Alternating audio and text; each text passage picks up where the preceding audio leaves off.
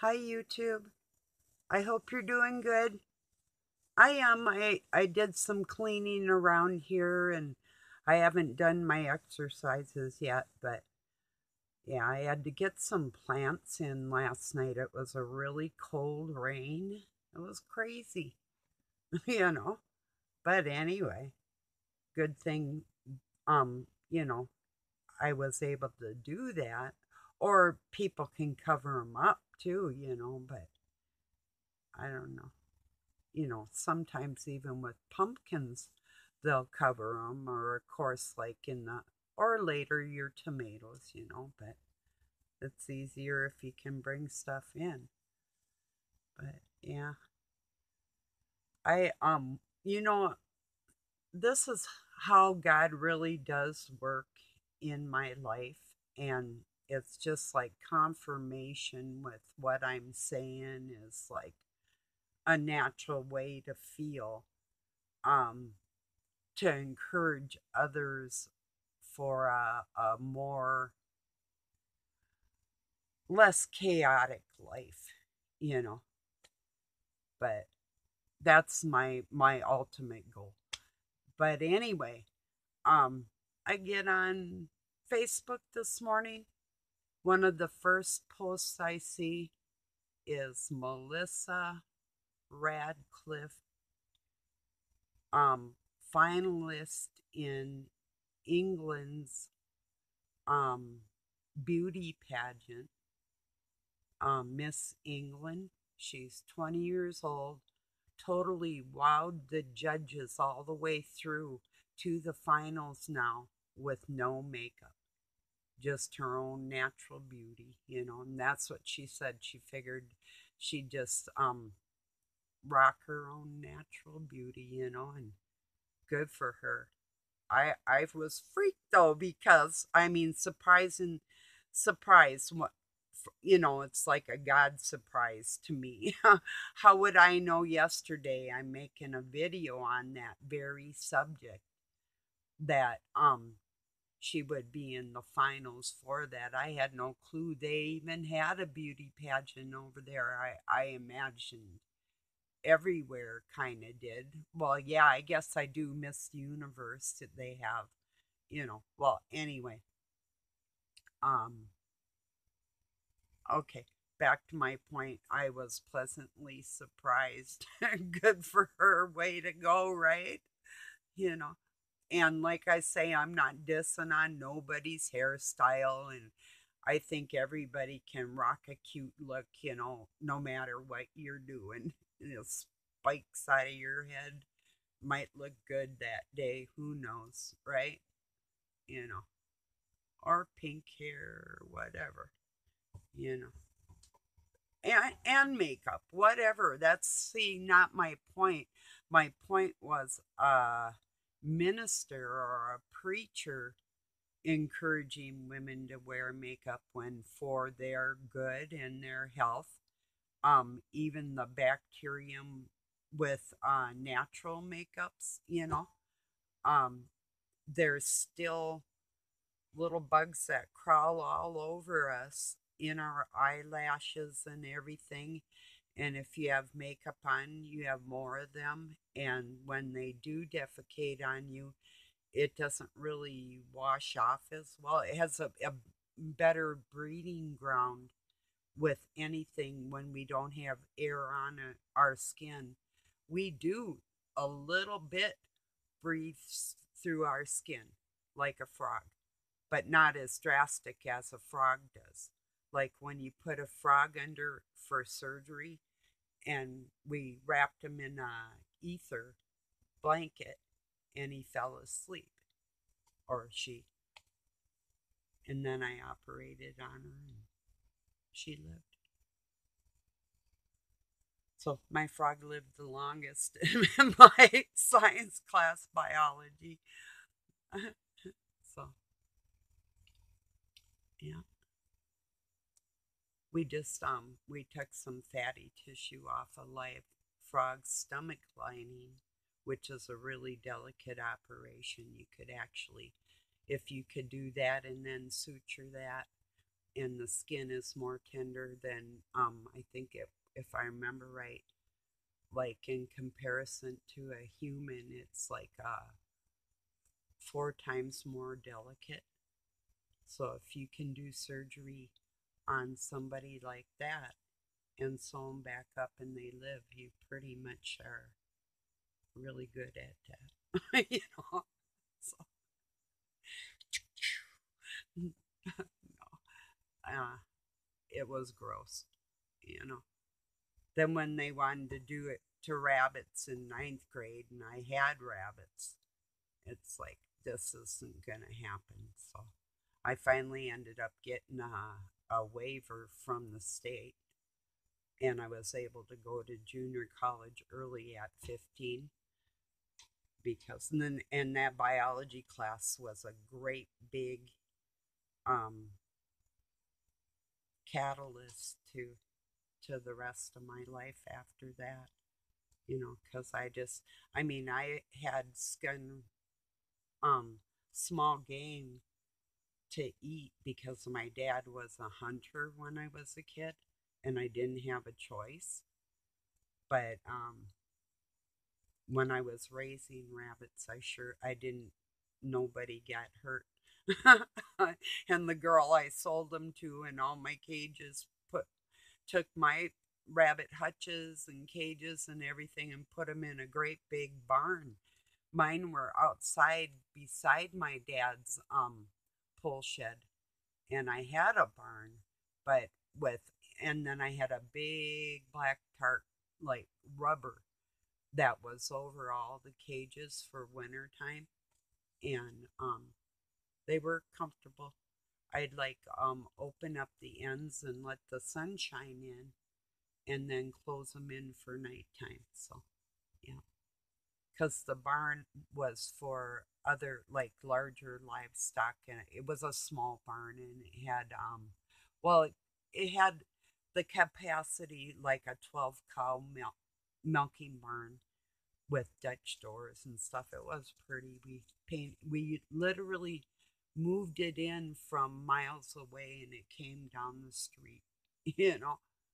So and then we had a barn dance when it was all painted, and we had a taco party too with the neighbors, a couple of them, and we all painted it. And we'd get together and go horseback riding and different things, you know.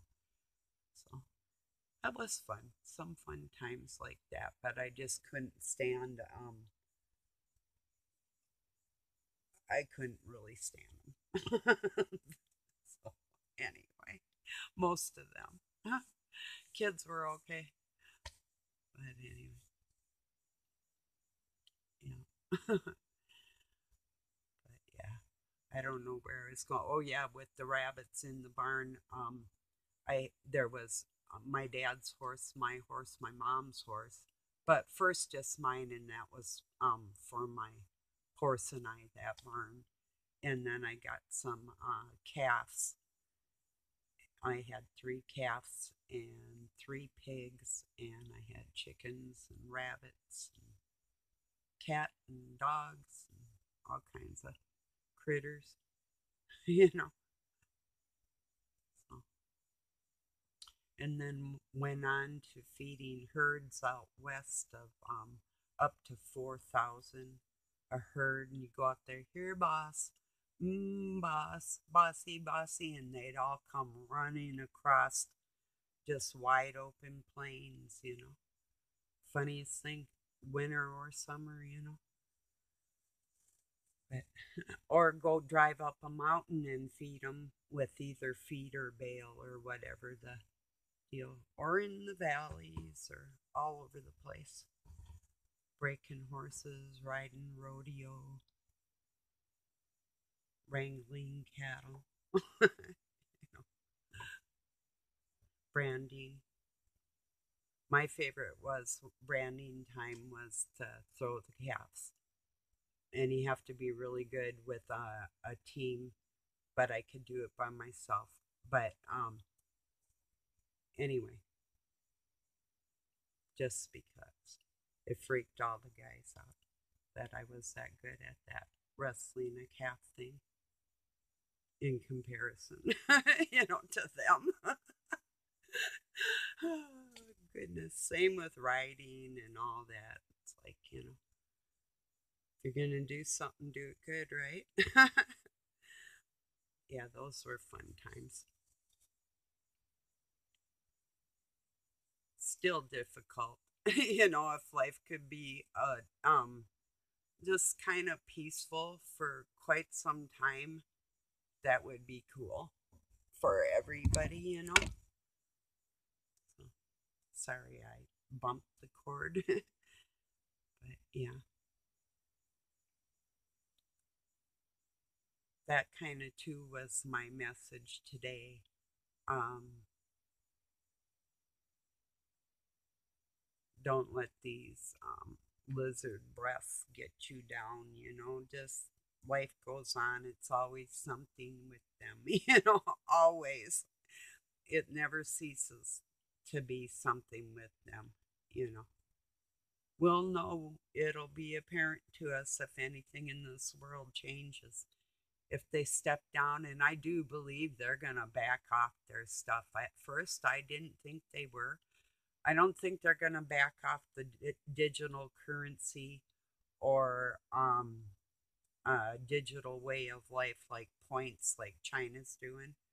That's something, but the rest of it, I think they are, because ultimately they want everybody in a city um, electronically accessible under their control. That's that. So if they lay back on some things for a few years, they don't care. That I do believe is what's going on. It'll look like it's getting better, but it's not going to. While it looks like it's getting better, it's a whole lot worse all of a sudden right after that. So, and that's all been predicted too, but you can just see the way it's going to go, that they're destroying everything just to give you handouts. So they'll just like make things better for a little while and then lay the hammer down, you know? Not to freak you out or anything, because God will take care of everybody how we need to be. I believe that. I really do. Just like in that um reading about that Melissa Radcliffe this morning just confirmed that. It's like, yep, I know what I'm feeling is right on. I know what I'm talking about is perfect in the eyes of God, like that. My feelings from life. And I know everybody's feeling it because more people are becoming more aware of things, because I think the education level of everybody has been amped up. Our drive for more understanding of what's going on, has increased in everybody's heart. I had that drive just reading the World Book from our encyclopedias when I was a kid, but I did read every single encyclopedia and the atlases and what they call the World Book. And just reading the World Book was inspiring to me. It was like the genealogy and geography of everybody just right there in my hands. Then I learned to understand that not all sets of encyclopedias were created equal. And that got me on a quest. And then when I learned what from watching my dad decoding the Masonic Blue Book, he wasn't decoding it, he was like working with it, at his desk, but I'd watch him. look up a word in the Bible, in New Testament, which is the Masonic Blue Book, which the Bible and a dictionary will have the codes encoded for the Bible. And I just watched a really good Robert Seffer. He made a point of, and he showed the documentation, and I think I will leave that link. I wasn't going to, but of the Assyrian that Jesus did speak. I prefer the term Christ, but we'll just go with that for all purposes, whatever. And so anyway, that he spoke Assyrian, but we know that he spoke Hebrew because in Matthew gives accounts of Jesus speaking Hebrew. But what if that's not true? Really. Not there's yeah, people can be bilingual, you know. We know that, but what if they just wrote that and put that in there? That would account for Mark, Luke, and John and Revelation to be the original 4 books of I don't know. I'm talking out loud. And kind of I do know from what I've seen, just like old maps of world maps, um, that the Templars held and nobody had access to. And that's basically what the Dark Cabal always wanted, was total control of, like, say, where the gold in the world was, or like hidden treasures and maps of schematics of the earth and creation and the true lineage of people, right down to we all have a number. Isn't that the freakiest if you think about it? And the supercomputer that is God Himself conducting all this. Some people believe in like a simulation theory on that aspect, believing that I came from something different and will go back to something different. On the aspect of being on a different level, I feel like it's a different level of a playing field that my soul was not even aware that that depth of darkness or struggle even existed in people. That's how my soul feels. Like that's what I had to come here to see, the struggle of my ancestors and forefathers, and the trickery and foolery that happened to them, you know, and why.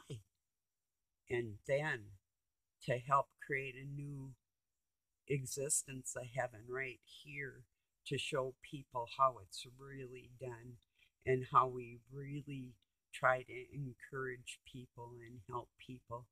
You know, sometimes, yeah, I get frustrated, but I hope you can find the humor in it when I'm trying to talk through a frustrated moment, so, anyway. And that is it too. A lot of it's not even like an anger point.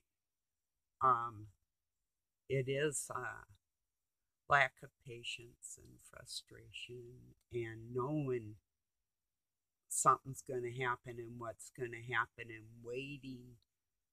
And then we know right before it happens, we just have this instinctual feeling that we're going to know because we're one of the good ones. Raise your hand. Do you feel that way? You know, I'm not doing, I have my later in my hand. Raise your hand if you feel that way, you know? Well,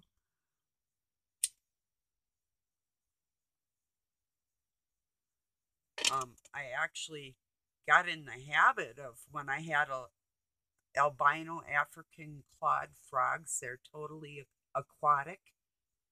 Well, I had one leopard one for a while too, but he was sneaky. But we made it so the other ones couldn't be sneaky. But I had them for 13 years. They were my youngest sons. But anyway, I used to wave at Odie like this, you know. He'd stand there on the side of the tank with his hand on his hip and his other one kind of down at the side, and he'd sing like a bird. They trill, and sort of croak, but it was more bird like out of them. So really pretty. I was sleeping in the living room back in some days. I was really not feeling good. I had some really bad tumultuous health things that happened, all kinds of things. Well, anyway, I spent many years on the couch, and then I was right where I could open a window if I was half dead, and I didn't know I had an infection in my body from all the allergies that I had and injuries and different things, and it's crazy. But yeah, I'm getting squared around now. So, oh, and I was talking about that neem and other. If it's like an antibiotic thing, you know that it's going to take like some of the good properties out of your body, like acidophilus, like you can get in yogurts and some aged stuff, whatever, or you can buy like a tablet if you're not doing dairy or whatever, you know. But and there's other things that like sauerkraut and pickles, anything that's aged, like kimchi, and which I'm not really fond of, but you know, let's see what else. Well, you know where I'm going with that to get the good acidophilus back in bacteriums back in your gut flora, you know. So, but that neem can take away from that. So you do that if you're going to for a week and then a week off, you know. So, but that's the same with like any detox when you take like most of um the bad bacterium, even through fasting, out of your body. You need to replace your, well, not so much with fasting, but if you do like neem and antibiotics like ivermectin will take your good stuff away too. So, but my chlorite citric acid two-part thing doesn't do that because they're both in the MSM that is good for bone strength, and it helps to, like anything you eat, it enhances the value of it like by 10%, or it helps the delivery through your body is what that's good for. So, so if you take it like with a vitamin or a vitamin D3, and some people will add a zinc or a C with that, which I can't have either. So, but yeah, those things, zinc, D3, and what did I say? Well, what the MSM, but I was thinking like a multiple vitamin. So, and the D3, you usually don't find enough of that, from my understanding, in a multiple vitamin.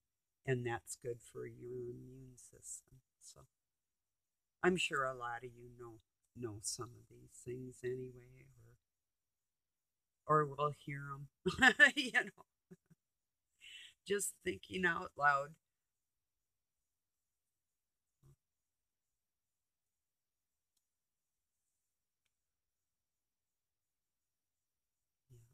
Yeah. It's a nice quiet day. It stormed all night. Like I said, it was kind of rather cold for August, but yeah, I don't know. It's weird. It really is. And the wetness of it is surprising because usually this time of the year we're kind of the grass will start getting a little crispy. It's not so much. That'll probably happen now when it freezes, you know. So,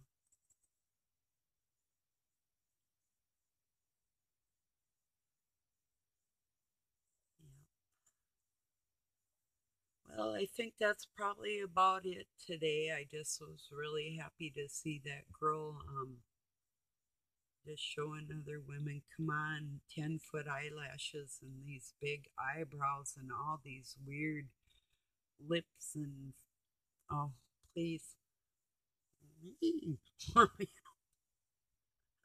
All this red lipstick.